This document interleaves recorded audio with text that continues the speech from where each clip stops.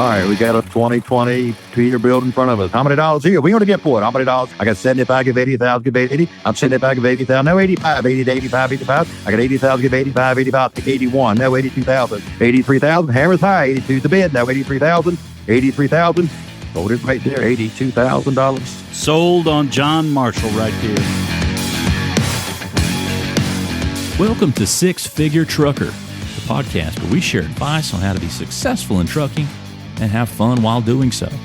We'll share stories, news, and advice on how to earn six figures in trucking, and we'll speak to guys and gals that are already doing so. Let's get to the show. Hello, everyone, and welcome to the Six Figure Trucker, brought to you by Norton Transport. And those of you who join us each week, you know this is a format where we lift up, we elevate, we celebrate the truck driver. Not always seen in the most favorable light in the public, but we know better here at Norton Transport. And, of course, those of you who listen and have stopped by Norton Transport, you know we're located in Ringgold, Georgia, right off of I-75. Going south, first exit off of I-75, going south once you cross the Tennessee line. We're a suburb of Chattanooga, and we are very pleased tonight to have with us John Marshall. John, where are you? And kind of set the scene of what it looks like. Well, I reside in Smithfield, Virginia, the ham capital of the world. Born and raised right here. Now, the ham capital of the world. I've heard of the Smithfield, Virginia. I've seen them in the grocery stores. I'm guessing that you guys have a lot of hog farms around there. That's correct. That's correct. Well, it used to be. It isn't like it used to be. I come off a farm. I grew up on a farm when I was a kid, and my oldest brother's farming now, and my dad just retired from farming. And my dad used to be a hog buyer, and for Smithfield Food, and he was a farmer as well. So he also bought cattle, and that's what led me to get into the trucking industry as well as the auctioneering industry with the livestock world. I got you. I wanted to back up just a little bit, coming from a family of farmers, and anybody that's ever been on a farm, worked on a farm, or knows some farmers, that is a hard brand of work. Absolutely. And what have you become involved in, or what did you as a younger person get involved in on the farm? Well, when back in the 60s and 70s, when I was very little, we used to have a livestock barn here in Smithfield Livestock Barn, and my family, my dad and my uncle were part owners with another family. And every Wednesday we had a livestock barn there. We had an auction, I should say. And then, of course, that was along with all the farming that we did with animals and grain and crops and stuff.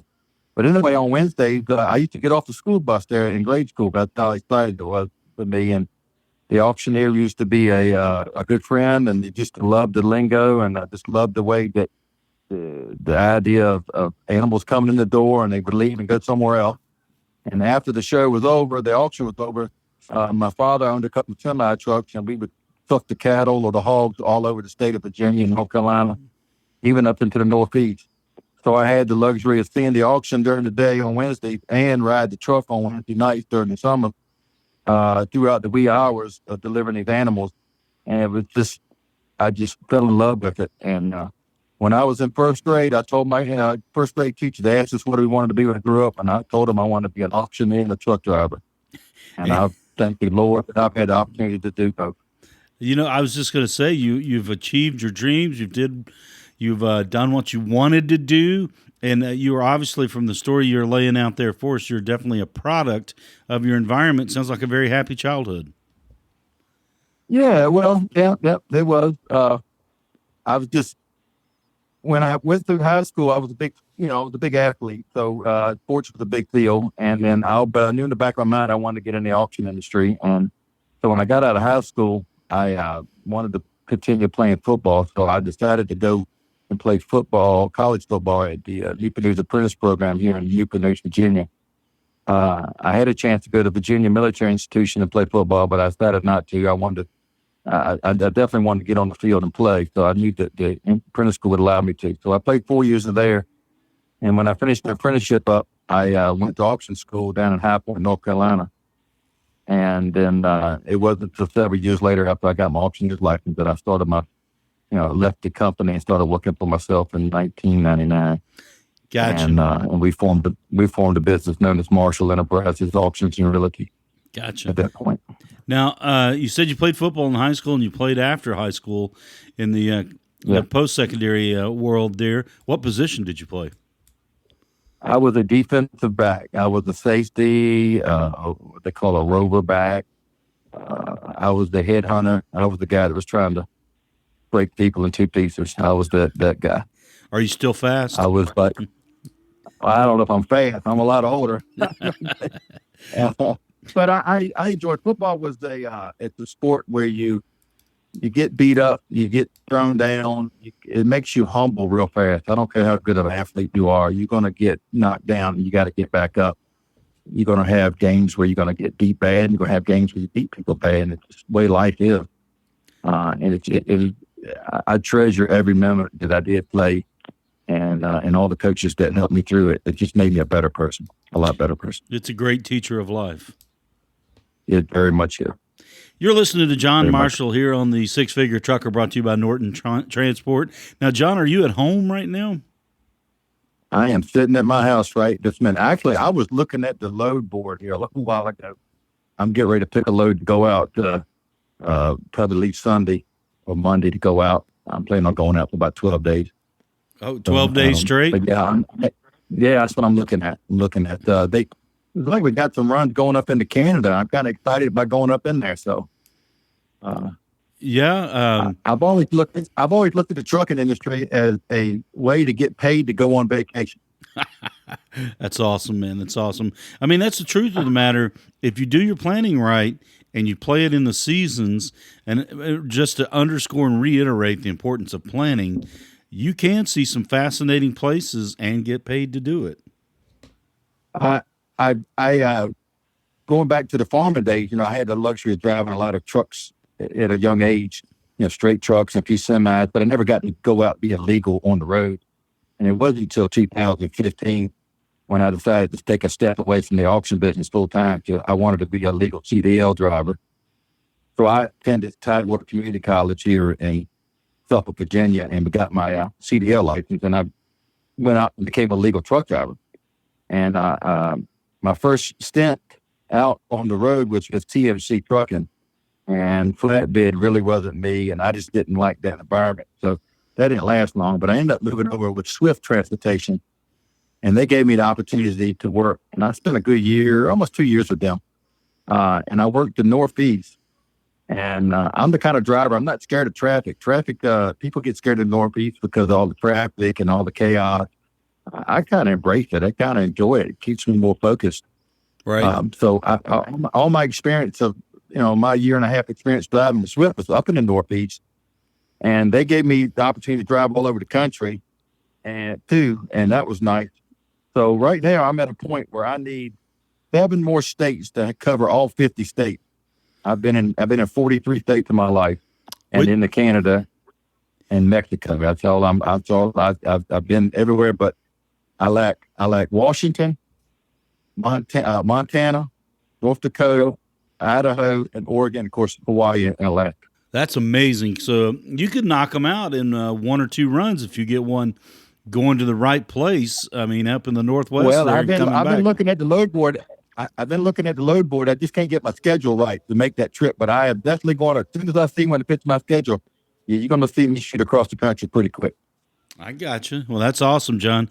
Now, you're listening to John Marshall here on the Six Figure Trucker, brought to you by Norton Transport. Now, John, I did a little research on your profile there before we got on the air here, and you talked about going into Canada, and you've been to Mexico.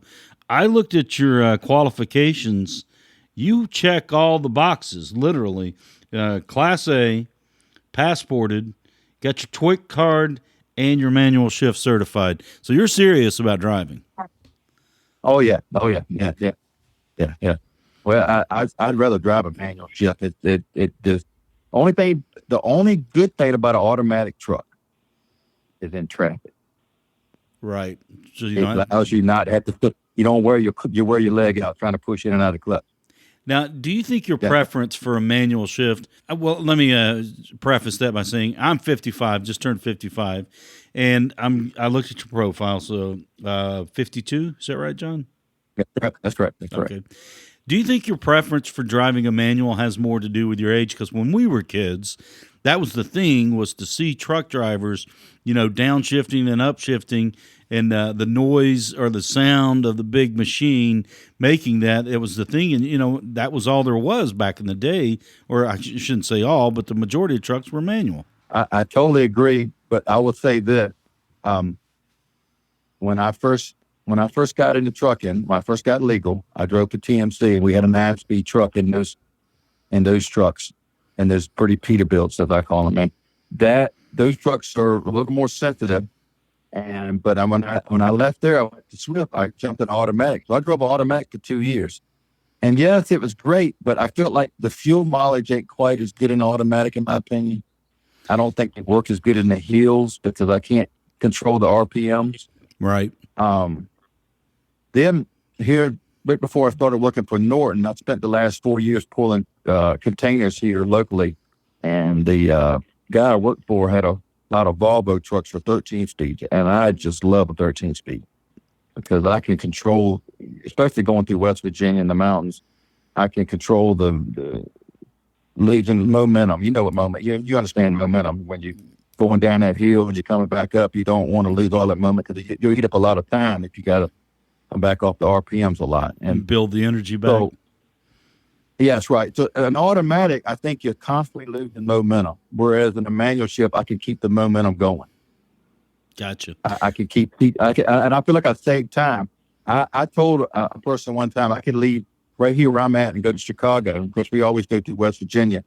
And I could drive my 13 speed, and you could drive your automatic. And I guarantee I'll be there about 20 minutes before you do.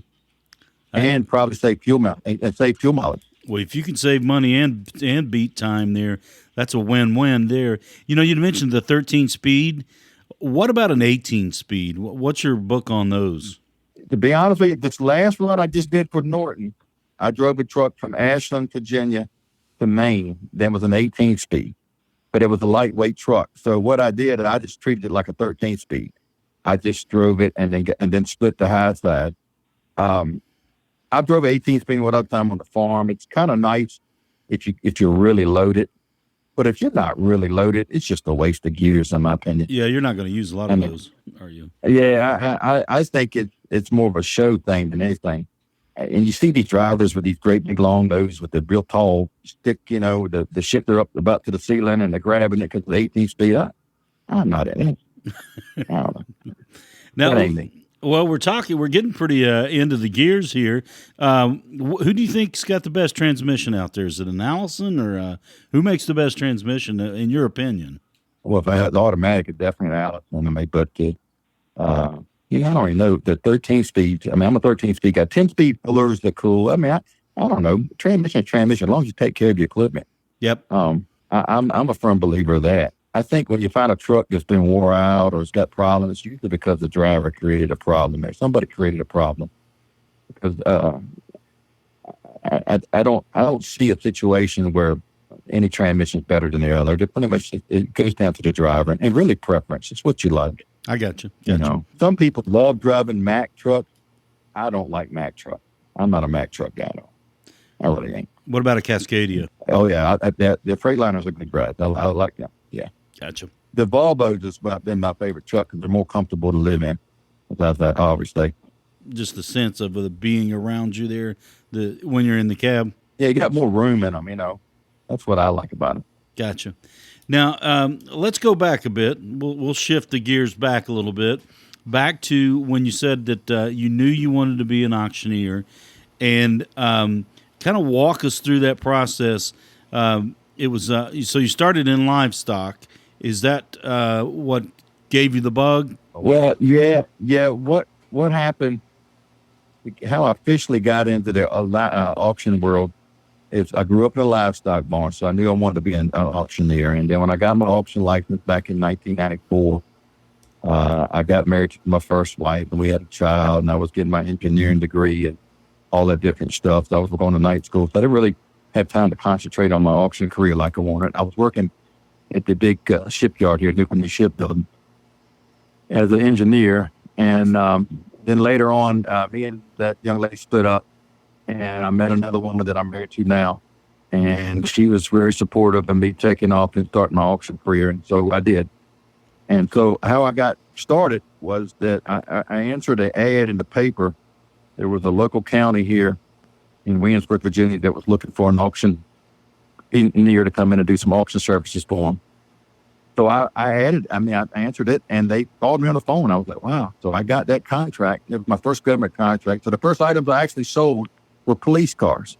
Okay. So I sold police cars, and then that led me to selling school buses. So I've sold a lot of school buses, and then that blossomed. That contract went on for about 3 years. And then I picked up the City of Tupper contract, which I held for nearly 18 years. And we sold everything under the sun, from police cars to dump trucks to trash trucks to school buses to county vehicles, county furniture, school furniture, you name it. Anything to do with the government, with that city, we sold it. And then that led me to take our old farm that I bought from my father, and turn it into an auction yard where we had a consignment auction we did the first Saturday of every month. And we sold everything from a pair of shoes to a live animal to a farm tractor. And that still got to be where it was an 8 to 10 hour auction every first Saturday of the month. It was a big event. So I'm guessing in Virginia, in your part of Virginia, you're pretty widely known. Oh, yeah. Yeah, good and bad, I guess. Yeah, everybody knows that. I still do. Now, I do a lot of Ducks Unlimited auctions. Those are conservation stuff for hunters. Yeah. And I do a lot of National Wild Turkey Federation auctions. And I do several charity events. And then I've got a farm equipment auction we're doing November the 4th of this next month. And I got a company here in Virginia Beach that I sell guns and ammunition for. And that's an online event as well as a live sale. So sometimes I'm selling to a crowd, and sometimes I'm selling to a bunch of computer monitors. Yeah. Now the Ducks Unlimited are you guys? What are you auctioning off there? Is it hunting equipment, guns? Well, yeah, it's a few guns. It's a lot of Ducks Unlimited, like paraphernalia, artifacts.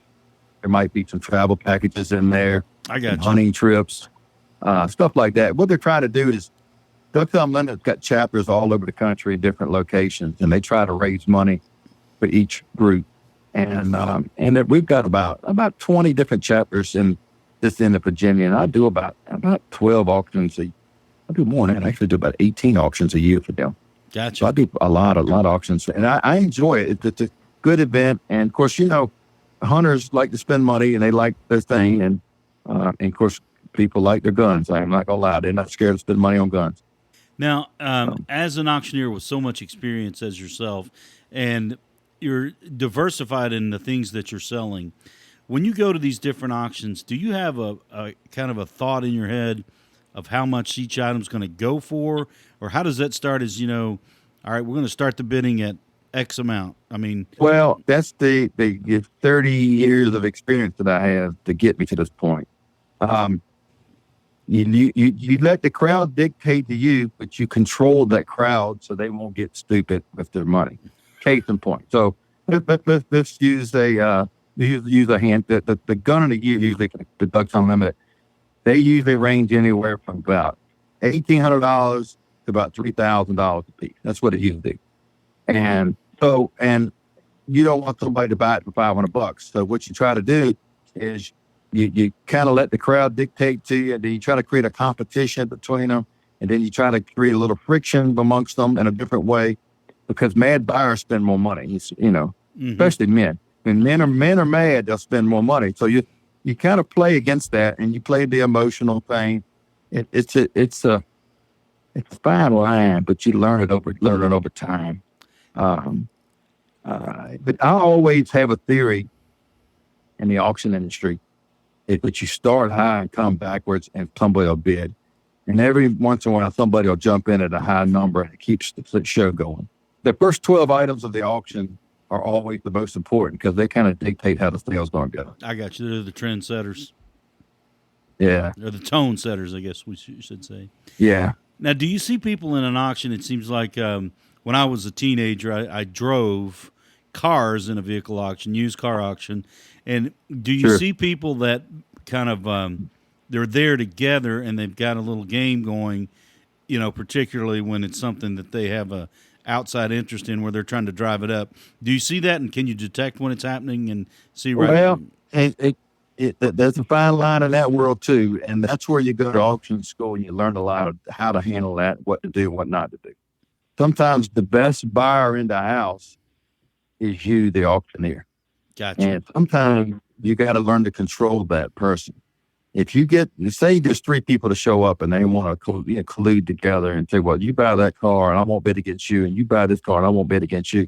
And after a while, you sense that. Mm-hmm. Then as an auctioneer, you can look at right now and say, you're either going to stop that, call them right out in front of everybody, or you just run them up and and just keep them honest.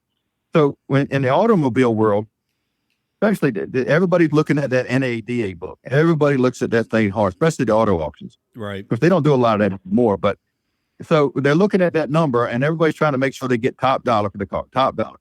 So I imagine back in the day, and I still do a little bit of that, they'll have the auctioneer up there in the block, and then the owner of the vehicle will be standing right beside the auctioneer.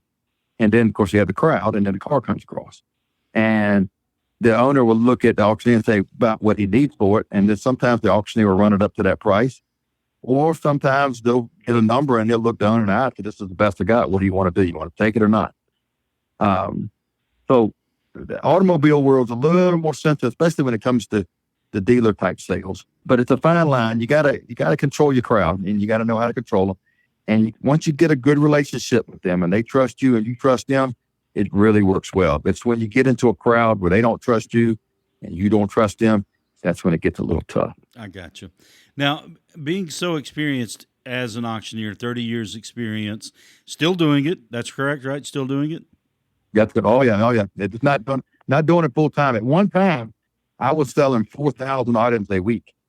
Oh my goodness. That's a lot of stuff to move. We were moving a lot of stuff. I mean, that's how much I was selling. And that's why I had to go to travel truck and get away from it. That business was killing me. I bet. I was going to ask you, not asking you how much you make as an auctioneer, but is the money good as an auctioneer?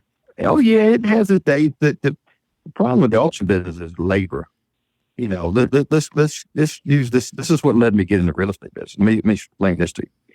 So you call me up and you say, hey, John, my mom and daddy have died. I need to sell their stuff. Okay. So I'll walk into the house and it's packed. The older people collect everything. So the house is slam packed with furniture and china and all that different stuff. And the garage is loaded. There's a car in the driveway. And they got this house that they've had, and the kids grew up there. And then up in the attic, they got all their toys that they had, 70 years ago. Mm-hmm. And John, can we do? All right, well, I'll tell you what. I'll get everything out of this house. We're going to load it all up, carry it back to my auction yard. What are we going to do with the house? Well, I don't know yet. Well, I could be your realtor. So I go in there and I tell the people, I can sell your house. I can sell the content. I'll get it all sold for you and send you a check. Great. That's how I got into real estate world, because I was leaving money on the table by walking in and cleaning the house out and then leaving the house behind and not selling it. So when I get back to what I'm saying is now we got all that stuff in the house. Now I got to get it out of the house. So now it takes labor to get it out of there. And that you've got, you took 70, 80 years to get all that stuff in that house. We're going to try to move it all out of there in 2 days. Mm-hmm. So you got to think, and you got to work through that. So anyway, you load it all up, you carry it to your auction yard, and you pack it all up. The kids are all happy, everybody's good. You're going to put the house on the market. And there's a table in the corner that Mama paid, $500 for that I don't think for $2. I sell it at auctions, I'll bring $5 and get their money, and the money's really good. And then they complain about this one little table that didn't bring the money. They didn't look at the junk that was in the garage that brought $2,000 or $3,000, or the toys in the attic that they were going to throw away that brought a lot of money. They just looked at that one little table. That's just an example. Sentimental value there. So you're dealing with that, and you're dealing with their emotion. That's a problem. And then also when you deal with porters or pack rats, or whatever word you want to use for it, those people seem to think everything's worth $1 million. In reality, it's not. So, and we all know those people. We've met them. But you make it in the auction world, you make your living off that kind of people, and you just got to work with it. But labor is a big headache, especially nowadays. Finding anybody who wants to help work to lift stuff out. We've had to lift sleeper sofas from upstairs down a circle stairs, a wash and dryer. We've had to come down the stairs. There's a lot of labor. Move a piano from the third floor. Oh my goodness. Oh yeah, I'm just many things. So you walk in the garage and there's a car there and you can't see it because it's completely covered up in boxes and books. This one particular guy we had years ago had we took a 53-foot semi trailer and backed in front of his garage. We completely filled it up from one end to the other, nothing but tools. Oh my goodness. This was in the 2 garages and his back shed. That's how much stuff he had. Wow. Most of it was branded. He just bought it and just didn't do nothing with it.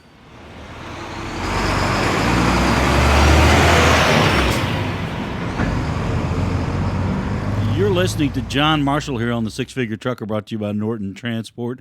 And if you've been listening in here with us on the first half hour, you've probably concluded that this is a John of all trades. He's got a lot of diversity and a lot of background there and many things other than trucking, but he's very experienced as a truck driver as well. And a 30-year auctioneer, and he's also delved into the real estate world. Let's talk a little bit about real estate. You told me before we started recording that you were in the commercial side, but still kind of dabble in the residential as well. What's the market like now? I know a couple of years ago it was red hot, at least down here in the Chattanooga, Tennessee area. Was that true in Virginia as well? Yeah, residential stays pretty hot in this area because we're in a military area. So people are coming and going all the time. So one military family leaves, there comes another one in. Commercial wise, it's starting to fade away. The economy is really killing everybody right now. But in the state of Virginia, of all states in the union, and I would say Maryland too, these 2 states always strive and do well because we're right close to D.C. Mm-hmm. Northern Virginia really keeps this state rolling financially. So I don't know of any really bad spots in Virginia or even Maryland. There's some spots in Carolina where the bottom's falling out. But overall, commercial world's kind of tough right now because people are scared of what's going on with the economy and the government. Residential is kind of holding its own. But the interest rate's really dictating the residential stuff. When the interest rate falls out, homes jump. But, residential can be tough. I don't like to do a lot of residential because you get the house listed and you go in and you get the family to paint this room and fix this carpet and fix this door and they do all that stuff. And then you show it and here comes another family to look at it. Oh, well, I don't like that color. And we got to get new carpet, sweetheart. And, yeah, we need to change that door. And I'm like, damn, we just spent all this money with the family and they don't even want it. Right. And it's frustrating. So I've been to closing, a couple of days for closing on a residential house and something comes up because, well, the husband and wife going to argue it the night before and she ain't happy with the interest rate. And that just screws the whole closing up. So what I do now, and here you are just licking the chops, getting ready to get your, your big paycheck and you haven't gotten it yet. You just spent, 3 or 4 months licking your chops to get it. And now you don't have it. So I usually refer all my residential. So I try to get it retained and then I give it to another company, let them handle it. And then I get a percentage of their money. I got you. Commercial wise, I like that because you don't get your money really up front, especially when it comes to retail. You can put it out and rent it out and then you get a check each month off of it. So it kind of works out real well. I was going to ask you this question. I've been curious about this myself. And being a commercial realtor, you could probably shed some light on it. When COVID came around, particularly in large cities, sure, you saw a lot of people working from home, and that trend still continues, as everyone knows. And you've got a lot of empty office space at places all across the nation. Now, some of those places, some of those cities have adapted and turned them into condos and whatnot. But what do you see with all this vacant office space? What's going to happen to it? Well, that's a good question. And actually, I am looking at a strip mall up on another county over that's completely vacated. and I'm trying to get it dirt cheap for that reason. First of all, everybody's buying online. We know that Amazon is taking over. Everybody's gotten a little lazier now, so they go pick the groceries up and don't walk to the grocery store. So that's really hurt all the retail. Antiques are took up by the chin because the young kids don't buy that stuff. So mom and daddy stuck with all this furniture that grandma gave them that they can't do nothing with. Antique, the glassware, you can't give that away now. There's some spots in Pennsylvania still selling it well, but that's about it. So what I'm getting at is the commercial mall areas, they're just going to demo those buildings and they're going to probably put apartments up, or we're going to digress back to open land. That's what I see happening. There's a big shopping center here in Chesapeake, Virginia that's been there probably about 30 years now. And they've got one shop left in there. Sears pulled out the other week. This place covers about 80 acres. It's a big mall. And now the argument with the city is, do we put apartments up? Do we demo it? Who's going to demo? Who's going to pay for the demo? What are we going to do? I think, and it's all over the country. It's not just here. I think in time, it's just going to get to a point where we're going to have less buildings. You're going to start seeing them dissipate over time. Gotcha. And it's going to go back to trees or apartments or something. We're going to backpedal a little bit. That's what I think is going to happen. Well, let's steer the conversation back to the tractors, the cabs, the box vans, those kind of things that you move and you get back into, so you're not doing your other two things as frequently. Kind of, how do you balance those three things? I mean, the real estate. Well, I tell people I work 3 part-time jobs. I'm an auctioneer, I'm a realtor, and a truck driver. It keeps me focused. It gives me like entertainment in a way. Norton Transportation has given me an opportunity to travel and drive in so many different varieties of vehicles. And it allows me to not feel like I'm trapped. So we use the word trapped. All right. If I get in the truck and I haul a load to Florida and I get down, I don't know what I'm coming out of Florida coming back with. So I might be stuck in there for 3 or 4 days waiting for a load to come back. Well, I know if I plan right and I go down to Florida, I can fly out whenever as soon as I get through and pick up another load somewhere else and go. I really like that diversity. It keeps me moving. It doesn't allow me to have to sit around and worry about or wonder what the next load looks like. And that's what I like. So when I try to drive at least 1 to 2 weeks a month, and then I try to work on the auction part of it in between. Real estate, I pick and choose my spots. I kind of let real estate come to me. I don't go chasing it. I got you. So if it falls in my lap, great. If it don't, you got 2 other as things we to know. do. Yeah, that's right. And so, and I don't have enough auction work to keep me working full time like I used to. I do appraisals. I did one here recently for a farmer. So I do a lot of that. We have to do that for the banks and different stuff. That's kind of fun to do. We create booklets for insurance reasons and stuff like that. But I just like driving. I like getting out on the road. I love the open road. I love getting away. It seems like when I get in the truck and I disappear, the whole world stops for a little while.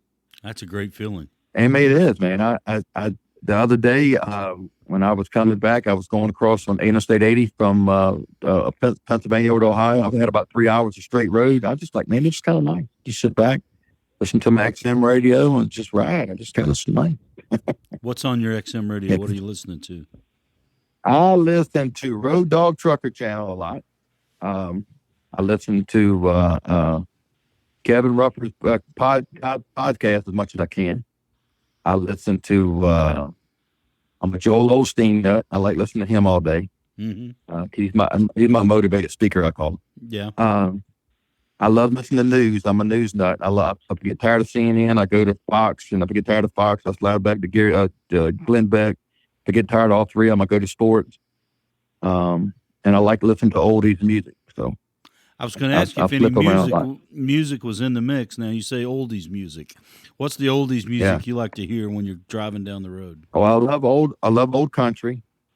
I love old rhythm and blues. I listen to Elvis Presley. B.B. King is another one I like listening to. I listen to Sinatra. Sinatra is like, I think he's channel 70 on XM, and then D.B. King's like 74, and then Elvis Presley 75, and then it's like listening to oldies music. I got you. Alan But Jackson. I like it. Oh yeah, I listen to that 90s stuff, sure. But I love flipping through the news and listen to all the chaos, because that kind of makes you going. Makes me feel smart and intelligent when you listen to all these people on the news. I got you. Now, You know what I mean? oh yeah, I know exactly what you mean. Now we were talking and we were joking before we got on the air. Your name, John Marshall, and we were talking about the law school, the John Marshall Law School up in Chicago. And I did a little bit of research before we got on the air here about John Marshall, who was a statesman. He was a lawyer, Chief Justice on the Supreme Court for 34 years. And he also, this is a bit of trivia here, was a congressional representative and was a U.S. Secretary of State. I forget under which president, but he is one of the few Americans that has served in all three branches of the federal government. And I'm like, is there any connection? I mean, were you named after him, or is that just a common name, first and last? No, I'm the last of two other brothers. My mother named us after the Bible. My oldest brother's name is David. My middle brother's name is Philip, and then I'm named John. Okay. My middle name happens to be my grandmother's maiden name on my dad's side. Mingy, M-I-N-G-A. What is it? If you do again? research on that, Mingy, M-I-N-G-A, Mingy. Okay. It was an English name that when the settlers came into Jamestown back eons ago, there was a Mingy there. He migrated up into Charles City. That's where we come off that group. Gotcha. And my family, a Marshall name, come from the Eastern Shore over there in the Delmarva, right there on the Maryland-Virginia line on the Eastern Shore. Mm-hmm. Now, you were talking about you're looking at the load board, and you want to be out for 12 days. I was going to ask you that question when you said you like to drive for 2 weeks and then take care of your other vocations for the other 2 weeks. Do you break it up into 2 week spans? Do you go 2 and 2, or do you go 1, 1, 1, 1? Where you got like a week of driving. How do you break it up? Well, first of all, money talks. So when I see the load board and I see the numbers on the load board, that kind of gets me a little excited. That's the first thing I'll say. I mean, I'm just like any other trucker as far as that goes. Let me backpedal to the last 3 years hauling containers. We were really doing well, and I spent a lot of time driving the last 3 years hauling containers. The money was good, but here about December, it started getting really tight. But the economy was getting the best of the container world. So when I went to Norton, they allowed me the opportunity to work part-time. So it allows me to concentrate on other things, so I'm not really worried about losing my job because I'm not working all the time. So that made me feel good. So when I look at the load board, I kind of make it fit my schedule. So case in point, I know that I've got an auction on November 1st, an auction on November the 2nd, 3rd, and 4th. So I got 4 days in a row in November. First week in November, I got an auction. So I need to be home. So the next 2 weeks, I know I'm not doing a whole lot. And because I got a family member, my uncle, that's not doing well. So I'm a caretaker for him. So I got to worry about him right now, too. But he's good to go right now. I got somebody watching him. So I can physically leave out of here Sunday and be gone until really the following Wednesday.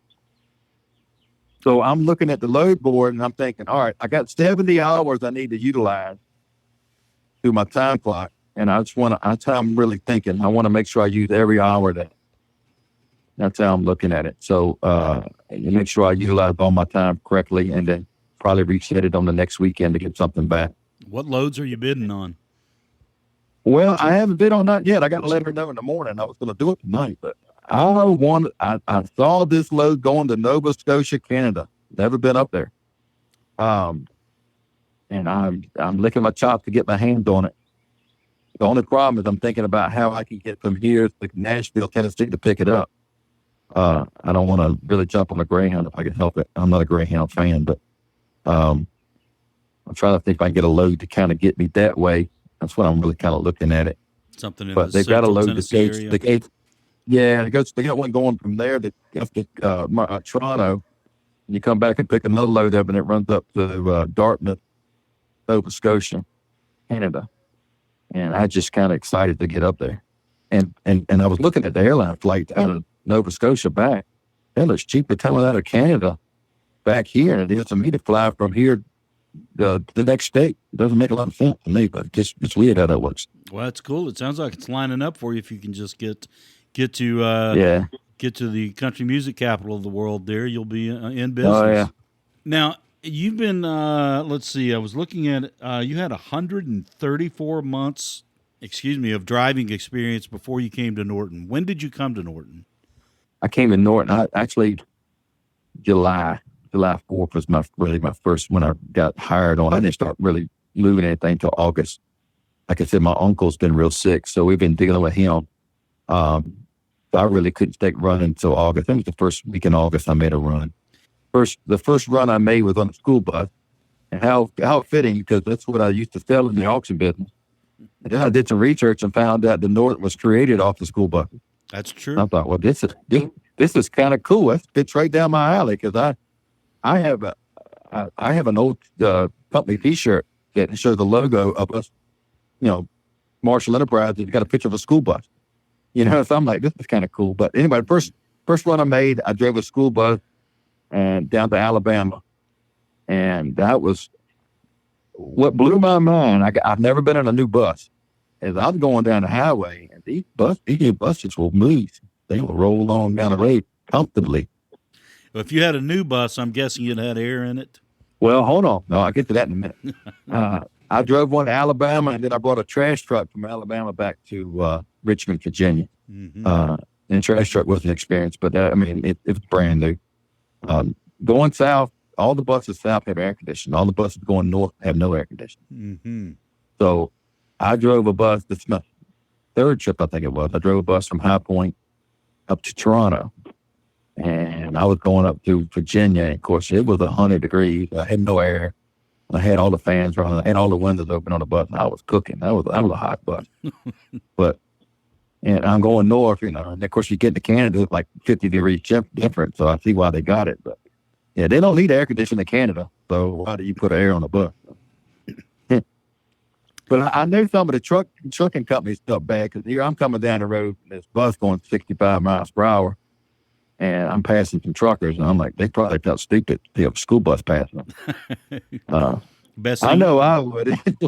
Best thing about driving a school bus with air conditioning in the South, there's no children on it. Yeah. Well, now, yeah, I'm doing some quick math here. 134 months, that's 11 years before you came to us, 11 and some change. What kind of things have you seen on the road that blew your mind? Well, one thing as a truck driver that I've had to learn is patience.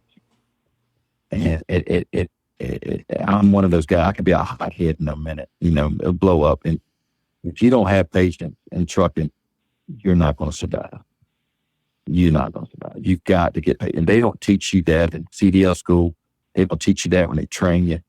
And so many different companies won't tell you the truth. And that's a problem. So that's one thing I've had trouble with, but I've learned it. So that's number one thing, is patience, and understand that you're not going to be told the truth all the time.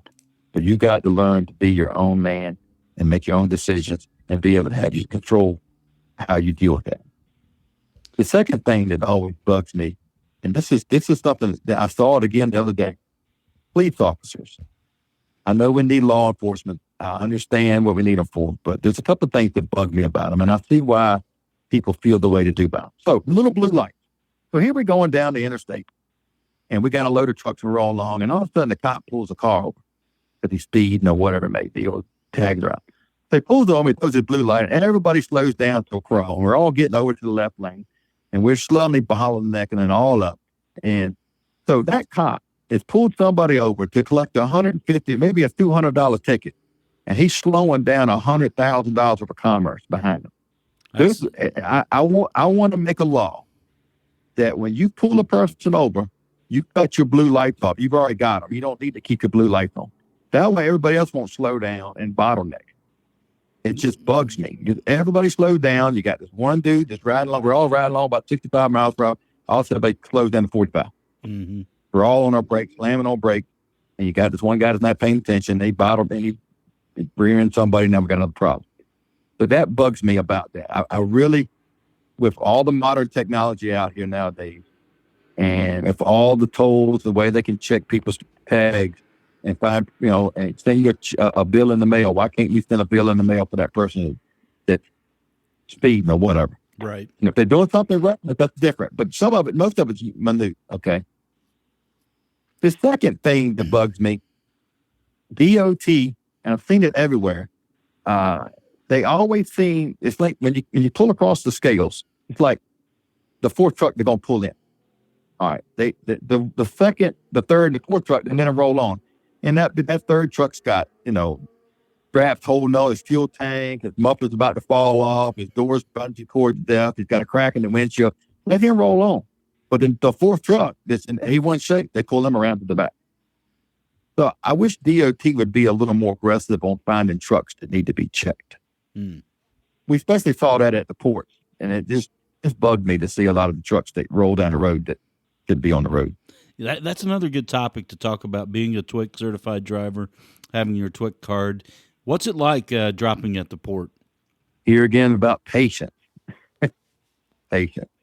The ports are cool. I mean, you got to understand you're dealing with product that's coming from another country.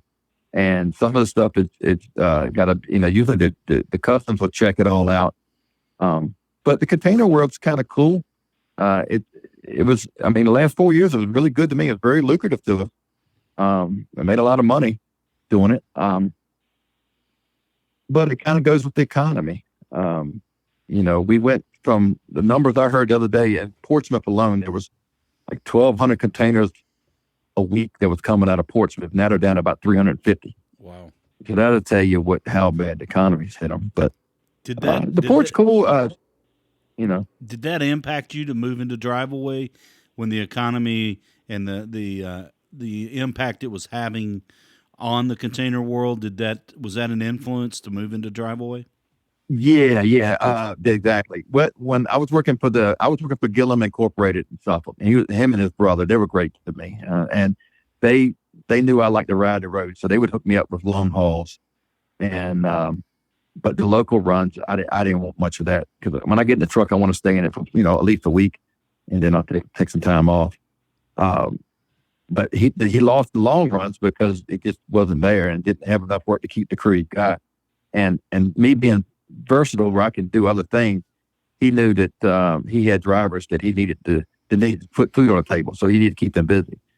So therefore, I decided the best thing to step away from that for a little while, because the workload wasn't there.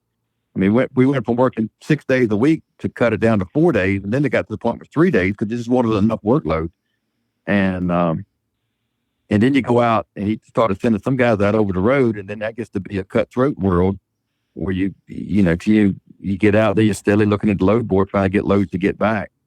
And that didn't work out. So I decided to step away from him. And then, of course, I ran across Norton, and I'm just tickled pink to be with this company. I really am. Well, we're lucky to have you. John Marshall here on the Six Figure Trucker, brought to you by Norton Transport. I got to ask you the obvious question. You've got your hand in many pies there. And of the three main pies there, real estate, auctioneering, and truck driving, do you have one that's a favorite? That's a good question. That is a real good question. I could leave the real estate alone. I'm not that excited about it. The auction. I like the idea of having a microphone in my hand and 500 people in front of me, and I'm selling State Farm machinery. That's a good feeling.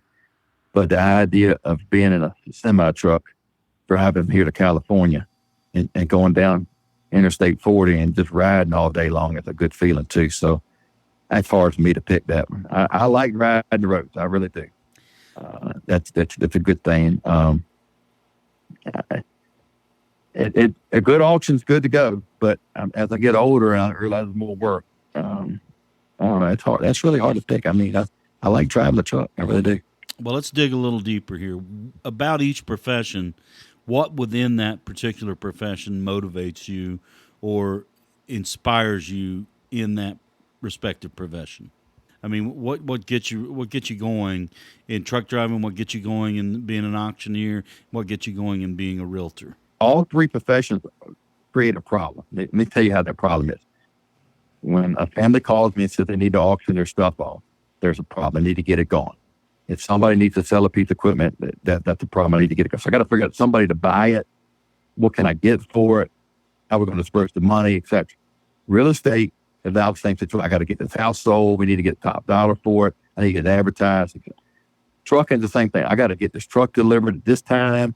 We're going to pick it up at this time. I got to get the fuel. I got to figure out my travel expenses. I got to get back. Am I going to have enough time to get another load? What's the weather like? So all three of those jobs create a problem that I have control over. And that's one thing I like. All three of these jobs, I have control.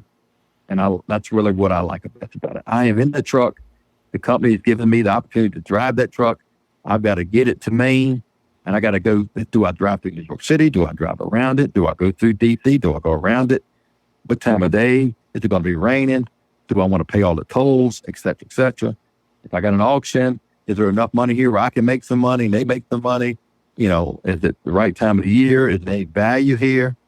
In real estate, is the economy right? Is it worth the money? Is there any EPA concern? Is the house falling down? Is there a house leaking? That's what I like about all three of those jobs. They got a problem, and I've been asked to help solve it.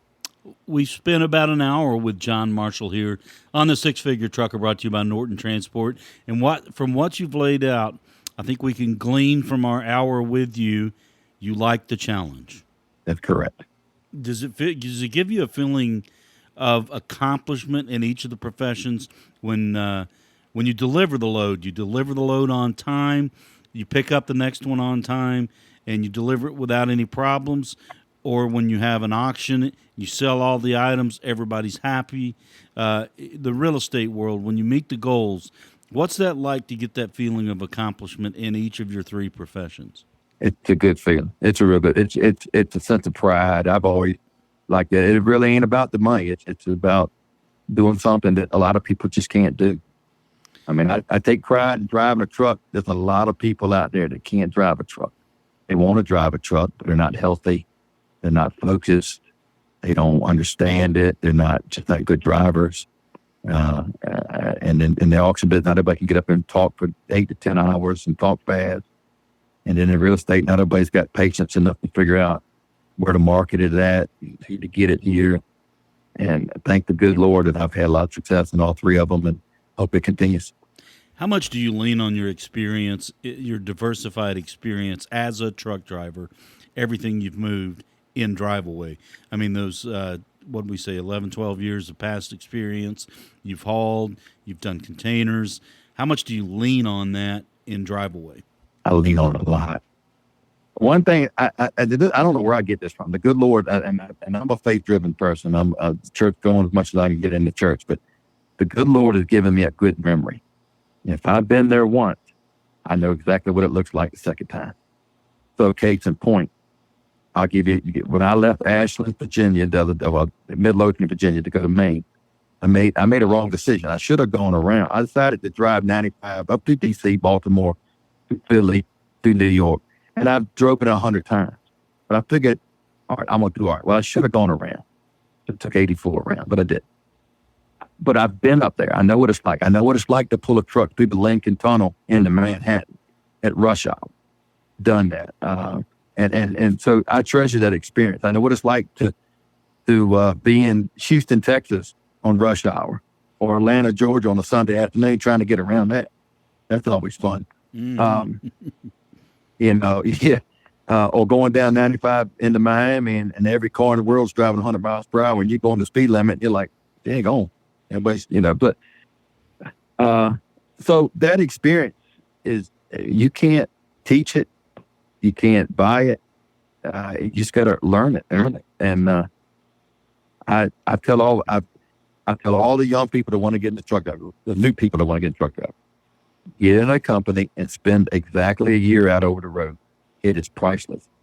Get in it, live in the truck for a whole year, and do the best you can. Don't look at your paycheck. Just do the job.